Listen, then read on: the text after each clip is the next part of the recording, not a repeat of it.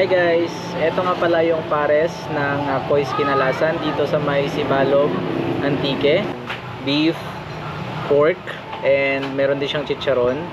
Hello mga explorers! At naudlot nga ang aking pagkikwento dahil may tumawag sa akin. Kaya nag-voice over na lang ako. By the way, nilagyan natin ang pares ng kalamansi, paminta, chili with oil, hinalo at tinikman. Parang may kulang. At yun nga, nakalimutan kong lagyan ng toyo. Pagkatapos lagyan ng toyo ay akin itong hinalo at tinikman. Sinubukan ko ito with rice at masasabi kong perfect match talaga. At ako nga ay napa-extra rice pa. Sinave ko pa talaga ang last piece ng chicharon para sa last bite.